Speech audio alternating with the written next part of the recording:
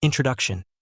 A 2,700-year-old complaint. Have you ever stopped to think, while glued to your phone chasing discounts, frantically clicking the Add to Cart button on online shopping sites, that we are actually the inheritors of a 2,700-year-old curse? That instantaneous thrill of purchase, the panic of only 3 items left, the very way we swipe our credit cards.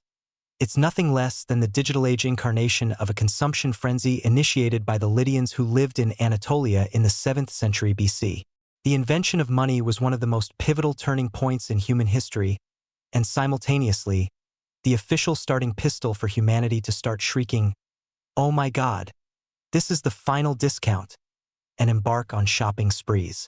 In this text, we will delve deep into how money ruined our lives, turned us into shopaholics, and trace the origins of today's, "Oh, this product is 30% off, I have to buy it," logic. In each chapter, we will witness this historical saga of grievance from a different angle and see how today's economy is, in fact, an organized frenzy of consumption. The era before money. The complex mathematical nightmare of the barter economy. Shopping in the era before money was a complete nightmare, the absolute opposite of today's one-click, pay-on-delivery convenience. People used the barter system to meet their needs, a system so convoluted it might well have laid the foundations for modern mathematics and logistics. When a farmer wanted to exchange his wheat for a sickle made by a blacksmith, both parties needed to possess exactly what the other needed, and the exchange had to be fair for both sides, a near impossible equation. While today we ask, "This phone is 5,000 lira, will you take it?" Back then they haggled. "Will you give me this sword for 3 chickens, half a sack of barley, and 1 slightly ill goat?"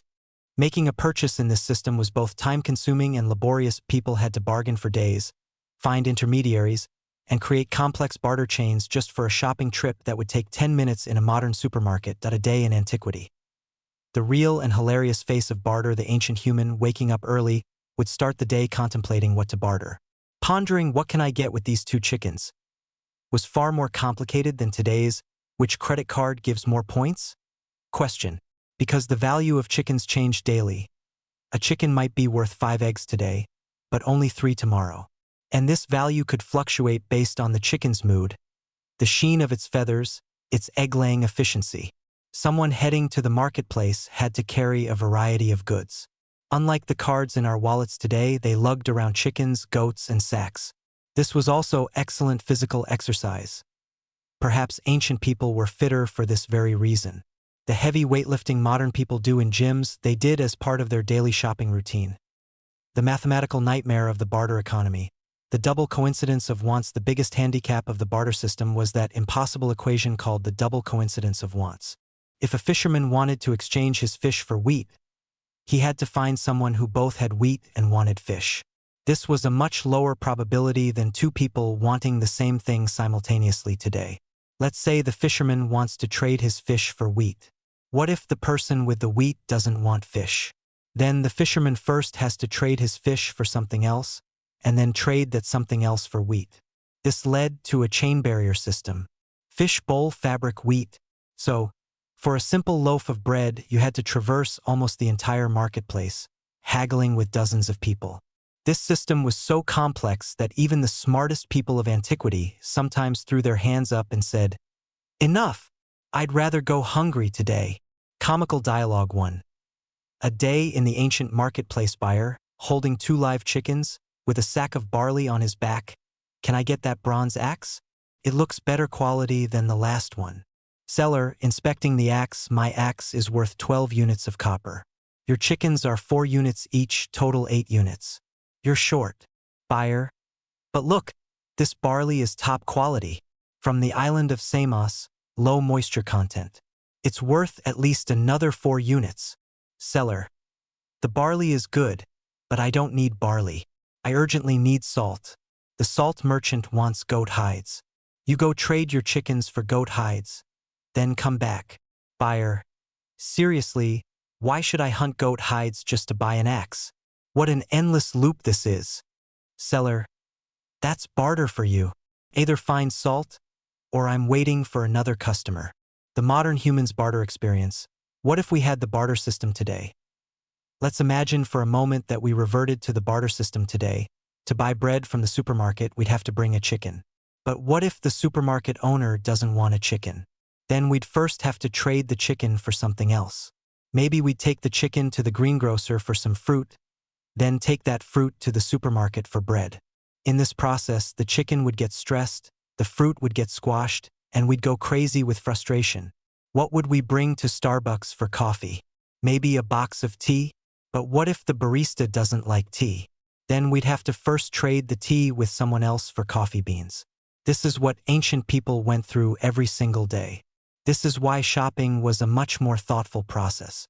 People only shopped when they genuinely needed something. The concept of shopping out of boredom didn't exist, because going shopping out of boredom would only multiply the boredom. The Lydian Revolution. The birth of easy money and the dawn of consumption frenzy in the 7th century BC. The people of Lydia decided to put an end to this barter chaos. They took the gold-silver alloy electrum they obtained from the Pactolus River, cut it into standardized weights, and stamped the king's seal on them. And thus, the first money in history was born, and humanity's consumption frenzy officially began. This invention was so revolutionary it solved all the problems of the barter system at once. People no longer had to weigh their goods, assign value, or wonder, how many kilos of wheat is this goat worth? They saw the coin, knew its value, and completed the transaction immediately. The beauty of this system was the divisibility of money, large coins for big purchases, small coins for small ones. The foundations of today's installment plan concept were laid right there. The first days of money. Suspicion, astonishment, and disbelief, however. This new system wasn't immediately embraced by everyone. Many found it hard to trust these little metal pieces. So you're telling me this little metal piece is as valuable as a chicken? They asked. Some were even more skeptical. What if the king devalues these metal pieces tomorrow? What will happen to my chickens then? The early days saw interesting dialogues among merchants. One merchant would say to another, "Look, this coin is worth 2 chickens. I'll give you 2 coins, I'll take 4 chickens." And the other would retort, "But I can see the chickens, I don't understand these coins." People were accustomed to tangible goods and struggled with the concept of abstract value. This was much like how some people view cryptocurrencies with suspicion today. A new system, a new trust issue. Comical dialogue 2. The first money experience merchant A, holding newly minted coins. "Look, this new invention. It has the king's seal. This coin is worth 2 chickens." Merchant B, skeptically, "I'm supposed to give chickens for a piece of metal? Are you insane? Chickens are alive, they lay eggs. What does this metal do?" Merchant A, "But look, it has a lion picture on it. The king says it's valuable. Plus, it's easy to carry. You're not lugging chickens around." Merchant B, "Well, let's try it, but I'm going to miss my chickens." The psychological effects of money. The seeds of shopaholism. The invention of money brought significant changes to human psychology. In the barter era, people saw the tangible value of what they were giving when they bought something. When you gave 3 chickens for an X, you knew those 3 chickens represented a year's worth of labor. When money entered the picture, things changed. People started acquiring tangible goods in exchange for abstract value. When you gave a handful of coins for a sword, you tended to forget how much labor had actually gone into earning those coins. This was essentially the ancient version of the virtual money feeling we experience with credit card shopping today. People started thinking less when spending their money. Slaughtering a goat felt significant, but handing over a tiny metal piece didn't seem as difficult. This psychological shift laid the groundwork for modern consumer frenzy. People began developing concepts of cheap and expensive. They started thinking not about a product's real value, but about how many coins it was worth. This paved the way for the birth of the art of marketing. Convincing people something was cheap became the easiest way to make them buy it. The first discount scam in antiquity. Shortly after the invention of money, history's first discount scam also emerged. A clever merchant started selling an amphora of wine, normally 10 coins, for 8 coins as a special occasion discount. Customers came running, exclaiming, "Ah, how cheap!" Little did they know the merchant's cost for that wine was only 6 coins. This was the first example of the modern discount concept in antiquity. People fell for the word cheap, buying things they didn't actually need simply because they were on sale. The foundations of the was £1,000, now £600 tactic we see on Amazon today were laid in those very days. Lydian merchants had already begun discovering ways to manipulate human psychology. The unexpected legacy of the Lydians. The culture of easy spending. When the Lydians invented money, they probably only aimed to facilitate trade. But unwittingly, they started something much bigger. The culture of easy spending. Money pushed people to spend without thinking. In the barter era, you had to think, do I really need this? Before acquiring something. In the money era, the logic became, well, I have coins, why shouldn't I buy it? This logic continues today as, well, I have a credit card, why shouldn't I buy it? The Lydian invention transformed humans into creatures who think less and spend more. Perhaps the greatest irony of history is that an invention made to facilitate trade eventually morphed into an uncontrollable consumption frenzy. Chapter conclusion. The seeds of consumption frenzy are sown in this first chapter. We've seen that the Lydian invention of money, while a civilizational leap forward, was also a revolution that radically altered humanity's consumption habits. People freed from the complexities of barter began to enjoy the pleasure of easy spending. But this convenience came at a cost. People became less thoughtful when spending, impulse purchases increased, and the foundations for modern consumer mania were laid. In the next chapter, we will examine how this new monetary system was adopted by other ancient civilizations, how it was interpreted differently, and how it evolved into today's economic systems.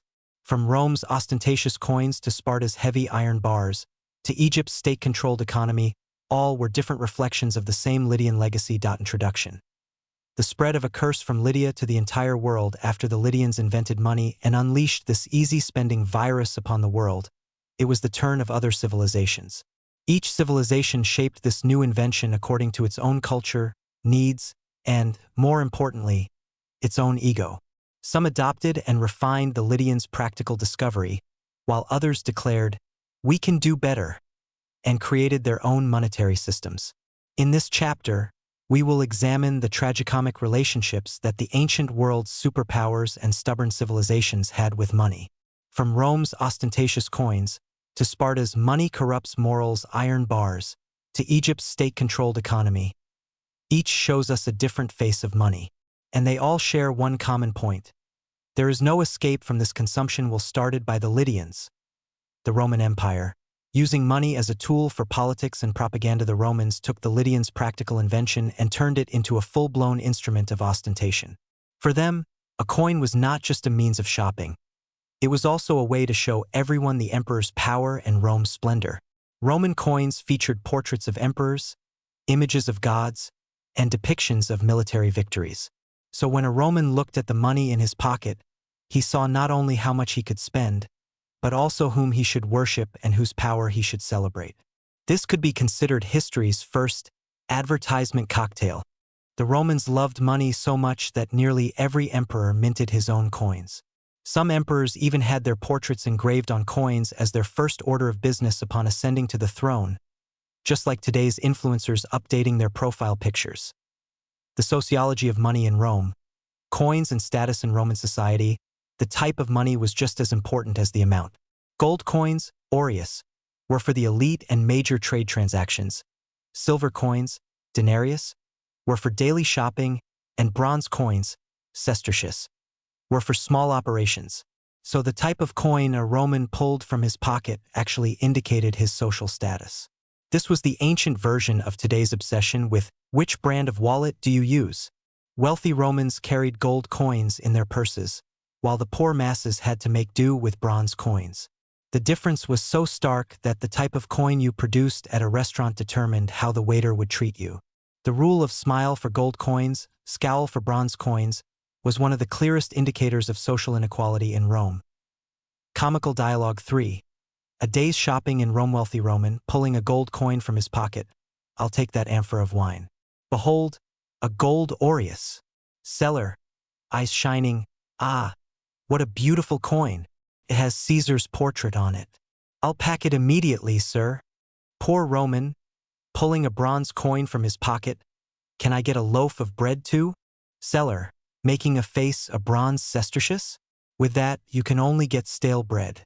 You need a silver denarius for fresh bread. Rome's trial with inflation. History's first economic crises, the Romans loved money so much that they eventually started tampering with the coin content. Emperors reduced the proportion of precious metal in coins to finance wars or please the populace. This was one of history's first examples of inflation. The denarius, which initially had a high silver content, gradually became almost a copper coin over time, so Romans could buy less and less with the same coin, just like how we can buy less groceries with the same banknote today. This situation shook the people's trust in the emperors. People grumbled, "Have you devalued the coins again?" In fact, this was one of the economic reasons for Rome's collapse. The continuous erosion of money's value. The ancient version of today's "what will happen to the dollar?" Anxiety was the "what will happen to the denarius?" Anxiety in Rome, Sparta. The stubborn stance of a civilization against money. While Rome loved and embraced money, Sparta adopted the complete opposite stance.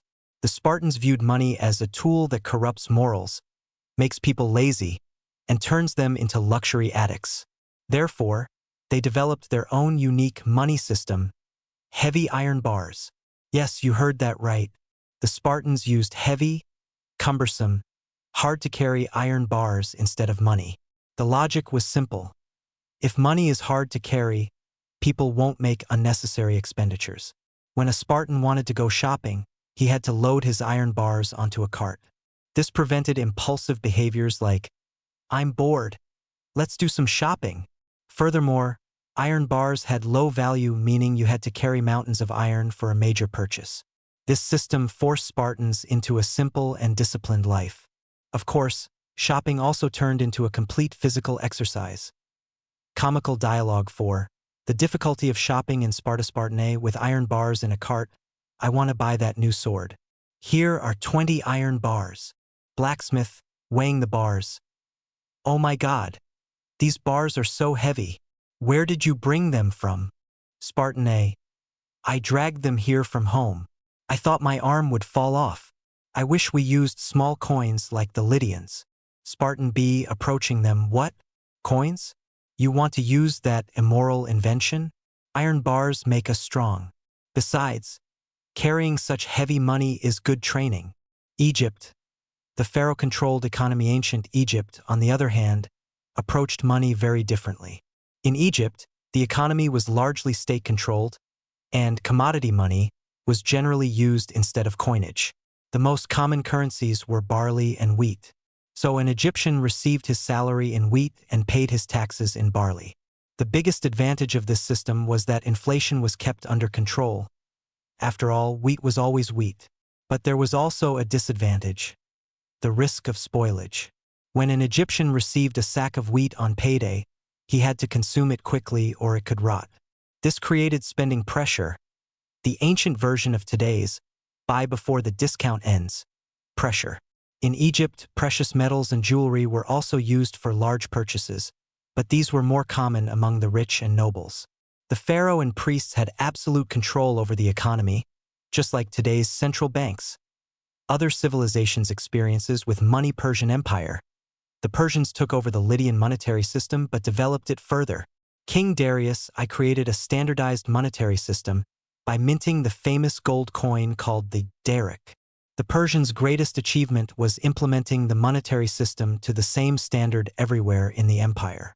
So a daric had the same value at one end of the empire as it did at the other.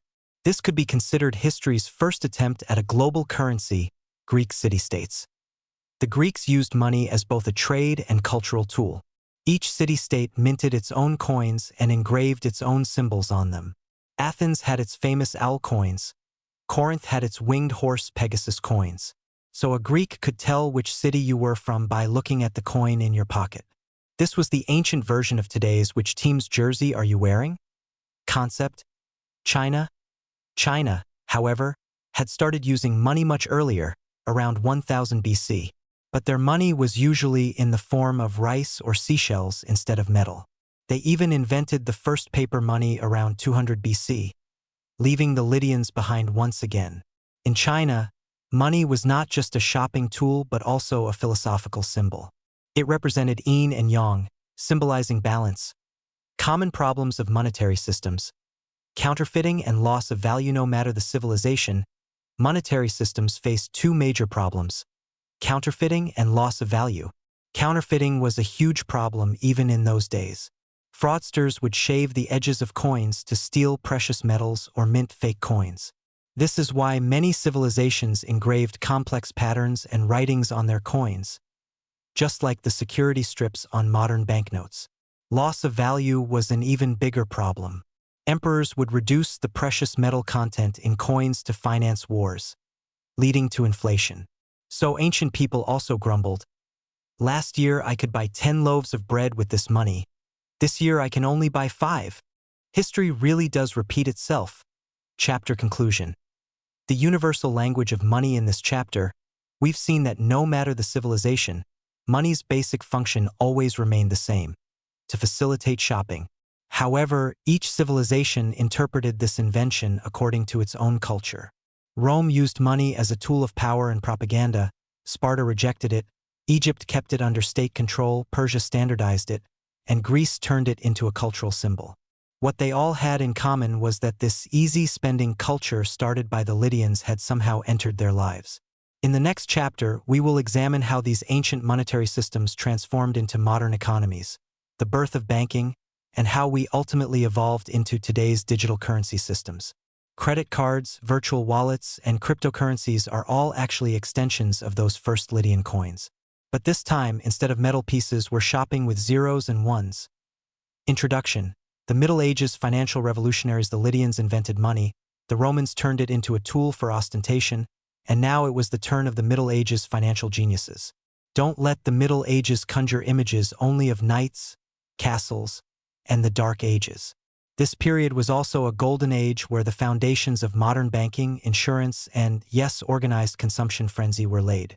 The clever bankers in the Italian city-states changed the course of history with the logic of, "No money? No problem. We'll give you money."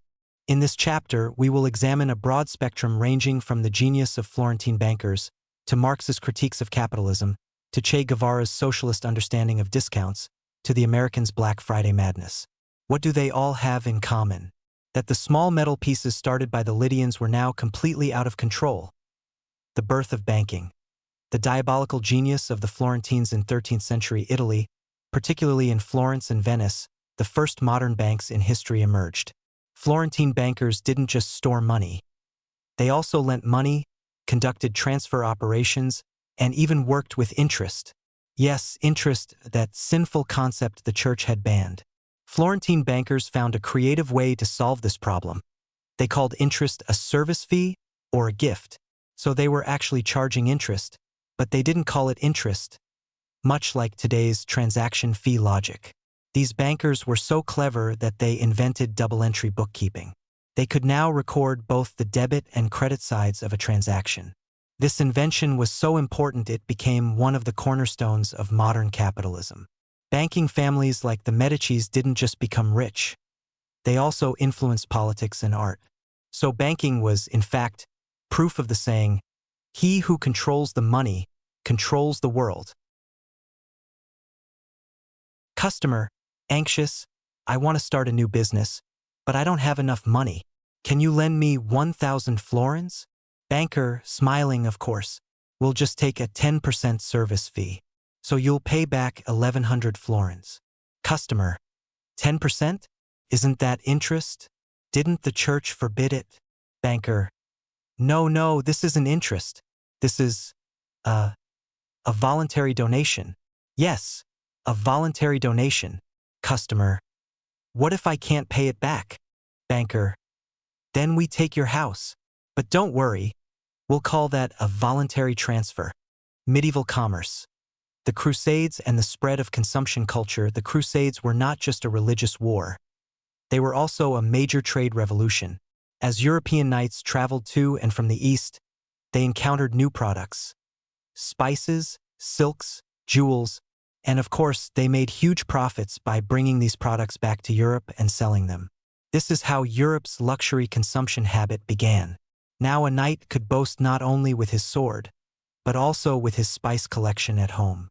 Saying, "Look, I have Indian saffron," became a status symbol. Merchants established caravans and ships to meet this new demand. The Silk Road revived. Trade in the Mediterranean exploded. However, these luxury products were so expensive that only the rich and nobles could afford them. So the Crusades actually became one of the first steps of globalization, albeit in a somewhat bloody way. The birth of modern capitalism. The Protestant ethic and spirit. As Max Weber noted, the Protestant ethic played a significant role in the birth of modern capitalism. Protestants, especially Calvinists, viewed work and earning as a sacred duty. In their eyes, being rich was an indicator of God's grace. This thinking pushed people to work more and earn more. But ironically, the same thinking also pushed people to spend more, because displaying your wealth was a way to show God's grace upon you. So this is how the concept of conspicuous consumption was born. Protestant merchants started buying luxurious houses, expensive clothes, and ostentatious items. The logic of the more I spend, the more blessed I am, developed. This was one of capitalism's biggest contradictions. On one hand, thrift was praised, while on the other, conspicuous consumption was encouraged. The origins of today's dilemma between minimalist lifestyle and luxury consumption date back to this very period: Karl Marx and communism. A revolt against capitalism. By the time we reached the 19th century, Karl Marx, observing these contradictions of capitalism, proposed communism. According to Marx, capitalism was a system that exploited and alienated workers. In his ideal communist society, everyone would take according to their needs, and everyone would work according to their abilities. So commodity fetishism would end, and people would value human qualities over goods. But ironically, when Marx's ideas were put into practice, new contradictions regarding consumption habits emerged. In the Soviet Union, while people were theoretically equal, in practice party members had access to more luxurious products. So the concept of equality didn't mean equal consumption. Marx would probably turn in his grave if he saw today's consumption frenzy. Especially if he saw people trampling each other to get discounted televisions on Black Friday. He'd say, "Is this what I wrote all those books for?" Comical Dialogue 6. Karl Marx's ghost on Black Friday. Marx's ghost. Watching people in a store. What kind of commodity fetishism is this? People are trampling each other because a plastic box went on sale. Modern consumer. Looking at phone. "Oh, this smart TV is 70% off. I have to buy it now." Marx's ghost. "My dear, do you really need that television or do you just desire it? Capitalism is manipulating you like this." Modern consumer. Ignoring the ghost. Add to cart. Add to cart now.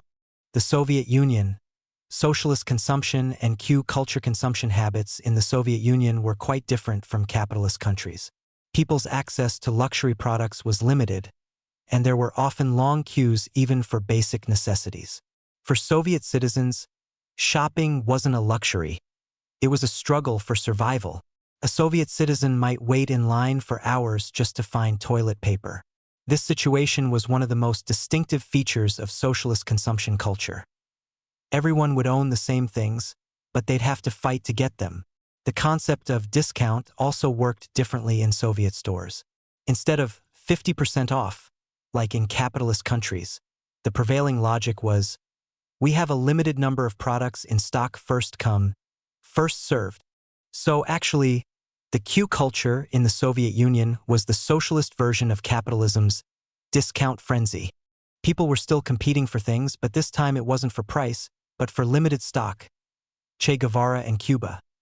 The socialist understanding of discounts. After the revolution of Che Guevara and Fidel Castro in Cuba, consumption habits changed radically.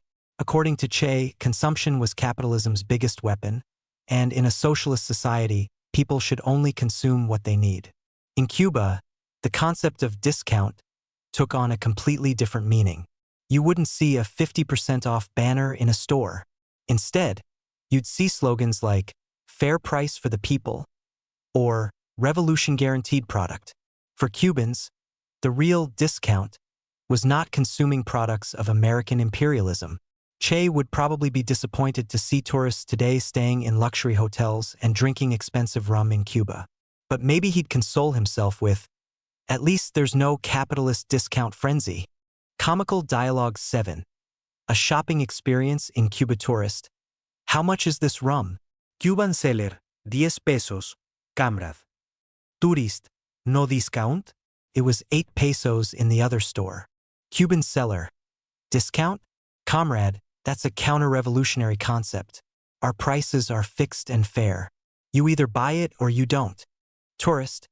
Well, do you take credit card? Cuban seller. Credit card? That capitalist invention? Cash only, comrade. America's great invention. Black Friday and the pinnacle of consumption frenzy now.